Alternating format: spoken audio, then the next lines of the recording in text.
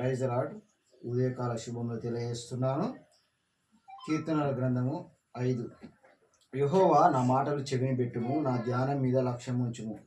నా రాజా, నా దేవా, నా ఆర్తధ్వని ఆలకించుము. నిన్నే ప్రార్థించుచున్నాను. యెహోవా, ఉదయకాలమున నా కంఠస్వరం నీకు వినబడును. ఉదయం నా ప్రార్థన నీ సన్నిధిని సిద్ధం చేసి కాచి ఉందును. నీవు దుష్టత్వమును చూచి ఆనందించు దేవుడవు కావు. చెడుతనమునకు నీ యొద్ద చోటు లేదు. డాంబికులు నీ సన్నిధిని నిలవలేరు. పాపం చేయి వారందరూ నీకు అసహ్యులు. అబద్ధమాడు వారిని నీవు నశింపజేయుదు. కపటము చూపి నరహత్య జరిగించువారు యెహోవాకు అసహ్యులు.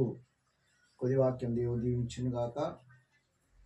దావీదు మరి దేవునితో మాట్లాడుతున్నాడు. దేవా, నా మాటలు చెవిని పెట్టుము, నా ధ్యానం మీద లక్ష్యం ఉంచుము అంటున్నాడు. తన కలిగినటువంటి శ్రమలలో, ఇబ్బందులలో దేవునికి మొరపెడుతున్నాడు. నేను నిన్నే ప్రార్థిస్తున్నాను. మరి ఎప్పుడంటే ఉదయమున వేకువ జాముననే నా కంఠస్వరం నీకు వినబడునంటున్నావు. ఈ ఉదయకాల సమయంలో దేవుడు మనతో మాట్లాడుతున్నటువంటి మాట అంటే, మనం వేకువ జామునే దేవునికి మొరపెడితే దేవుడు జవాబునిస్తానంటున్నాడు. ఇంకేమంటున్నంటే, నీవు దుష్టత్వమును చూచి ఆనందించు దేవుడవు కావు. చెడుతనముకు నీ యొద్ద చోటు లేదు. ఆయన యొద్ద చెడ్డవారికి స్థానం లేదంటారు. డాంబికులాట ఆయన సన్నిధిని నిలువలేరట.